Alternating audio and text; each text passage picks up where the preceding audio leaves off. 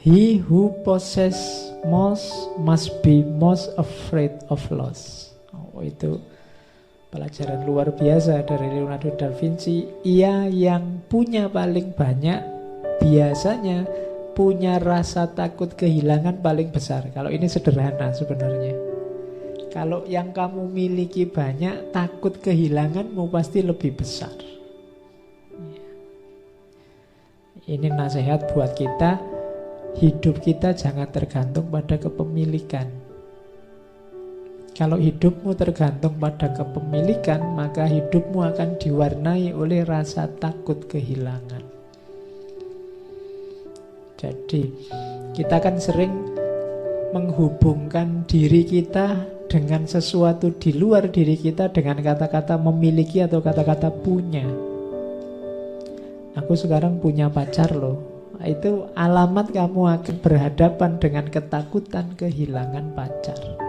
Yang tidak punya pacar tidak punya ketakutan kehilangan pacar. Ya. Salahnya di mana? Salahnya di relasi yang kamu sambungkan dengan pacarmu tadi loh. Salahmu sendiri pakai kata-kata punya, pakai kata-kata memiliki. Wong sudah bolak-balik dibilangin pacaran itu tidak mesti memiliki. Kamu masih memiliki terus. Ya, kalau memiliki kamu akan berhadapan dengan monster yang namanya kehilangan. Ya. Oke ya. Ya tergantung strategimu lah gimana caranya kalimatnya biar tidak punya atau memiliki. Aku sekarang apa ya? Yang tidak punya gitu loh. Aku sekarang ada pacarnya loh. Ada pacarnya. Oke, ya pokoknya jangan dianggap memiliki lah. Emangnya pacarmu itu milikmu kan tidak? Iya. Ya kalian sedang saling membantu berdua, bertukar fungsi, bertukar manfaat. Tapi jangan poses. Harta juga begitu. Aku sekarang punya laptop. Ini laptop milikku loh. Ya sudah, kamu akan berhadapan dengan pada saatnya kamu akan kehilangan laptopmu. Oke, sehingga kalau laptopmu error, rusak, kamu sedihnya luar biasa karena ini kemarin milikmu. Itu yang agama menasihati kita, wanti-wanti jangan tergantung apapun selain Allah. Karena pasti kamu akan takut dan akhirnya kecewa. Karena semua yang selain Allah pasti akan meninggalkanmu, jenisnya apapun. Jadi kalau ingin hidup tenang, kurangi keterikatan dengan apapun. Harta, keluarga, anak, istri, dan lain-lain. Bukan berarti nggak boleh dekat, gak. Yang ngelarang dekat siapa? Jangan terikat. Terikat itu nama lainnya tergantung. Biasanya mengujinya dengan kalimat kalau tidak. Kalau tidak kamu, aku ndak. Kalau tidak ada kamu, hidupnya gelap. Kalau tidak laptop ini, aku ndak bisa kerja. Kalau ndak ngerokok, pikiranku bunek. Itu ciri-ciri ketergantungan. Begitu ada kata-kata kalau tidak, berarti kamu tergantung. Ada poses di situ dan punya potensi kamu kecewa dan kehilangan. Kecewa, kehilangan, rasa takut, kumpul semua di situ. Dinasehati oleh Leonardo da Vinci, he who possess most must be most afraid of loss. Maka yang paling gelisah dengan kehilangan, kalau harta ya orang kaya. Orang yang lebih kaya dia lebih takut kehilangan. Sementara yang lebih tidak punya apa-apa, takutnya lebih sedikit, mau takut kehilangan apa, mau tidak punya apa-apa. Ya. Logikanya sesederhana itu. Makanya jangan mudah tergantung.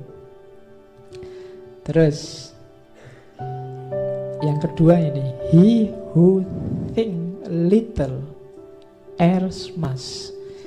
Ini kebalikannya. Selama ini kan kamu merasa bahwa kalau banyak mikir banyak salahnya. Ndak, katanya Leonardo kebalik. Justru kalau kamu jarang mikir, kamu akan sering salah. Kenapa? Kamu ndak terlatih berpikir. Jadi justru tidak apa-apa kamu berpikir keliru ya nanti diperbaiki, berpikir salah ya nanti diluruskan, dibenarkan. Berpikirlah terus, tidak masalah. Lama-lama kamu bisa terlatih berpikir kritis, berpikir benar, berpikir lurus. Kalau kamu jarang berpikir, akal otaknya jarang digunakan, ya masih mudah tersesat dalam berpikir. Jadi jangan takut berpikir. Nanti kan banyak mikir, banyak kelirunya. Iya, tapi setelah keliru akan ada perbaikan. Tapi kalau kamu tidak pernah mikir, kamu tidak tahu salahmu di mana. Begitu saatnya kamu mikir, kamu akan salah. Jadi siapa yang berpikirnya sedikit, justru punya potensi salahnya besar. Jadi tidak usah takut berpikir. Berpikir saja. Berpikir itu fasilitas yang diberikan oleh Allah dan luar biasa. Berpikir itu punya ciri kebebasan yang hakiki. Tidak ada orang yang bisa dihalangi saat dia berpikir.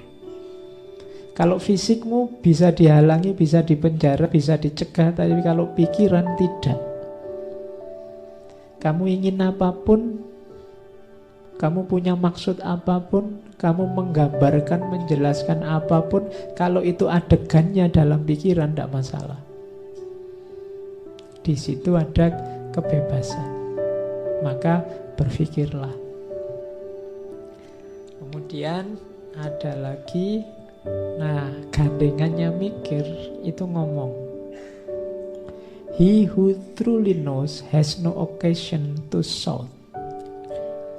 Dia, siapapun yang sudah tahu dengan pasti, biasanya tidak ada lagi kesempatan untuk teriak-teriak. Orang yang masih ribut dengan kebenarannya, biasanya dia masih belum terlalu yakin dengan kebenarannya. Orang yang masih sibuk ingin menunjukkan salahnya orang lain, biasanya itu dilakukan dalam rangka menegaskan benarnya dirinya. Kalau dia masih butuh ingin menegaskan benarnya dirinya, sebenarnya dia belum terlalu yakin dengan kebenarannya sendiri. Jadi he who truly knows has no occasion to shout. Kalau kamu sudah tahu kebenaran, biasanya kamu tenang, tidak ribut. Pokoknya aku tahu sendiri kok, kamu mau ngomong apa terserah kamu. Aku sudah ngerti yang sejati. Tapi kalau kamu masih ribut, masih pingin tahu salahnya orang lain di mana, karena yang benar itu aku, biasanya kamu masih butuh justifikasi dari kebenaranmu yang terletak dalam salahnya orang lain. Nah ini kita harus hati-hati dengan kebenaran yang kita miliki, karena kadang-kadang kita itu kan sibuk nyari kesalahan orang lain. Itu sebenarnya ciri bahwa kita belum terlalu yakin dengan kebenaran kita sendiri. Kalau kita sudah yakin mantap dengan kebenaran kita, biasanya kita tidak butuh lagi penjelasan bahwa orang lain lebih buruk, lebih salah dari kita, bahwa orang lain yang keliru dan kita satu-satunya yang benar. Kalau sudah yakin ya sudah. Kamu yakin benar bahwa pilihanmu paling cocok, atau kamu yakin bahwa di kampung ini yang paling ganteng aku misalnya, itu kamu kan sudah tenang.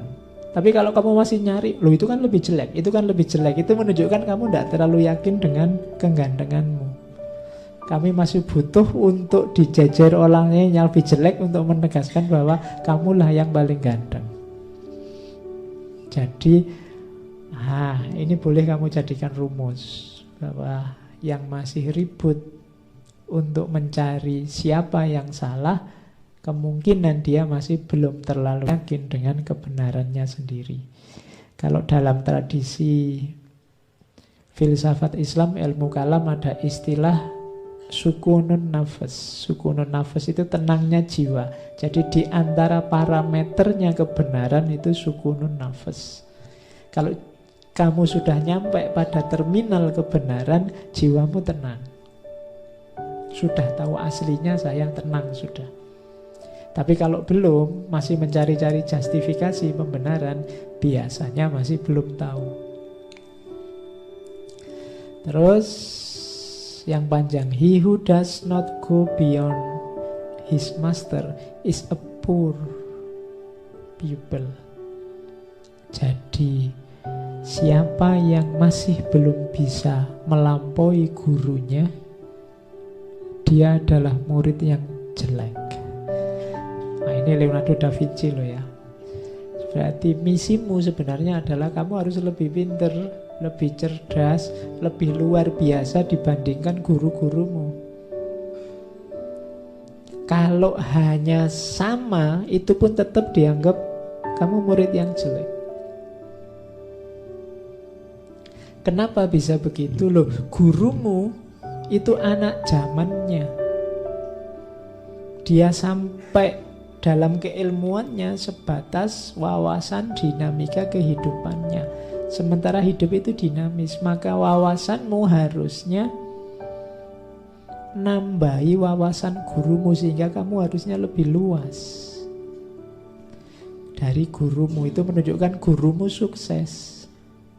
Kalau hanya sama, berarti kamu hanya mengcopy paste gagasan-gagasannya gurumu. Kamu harus lebih itu melampaui.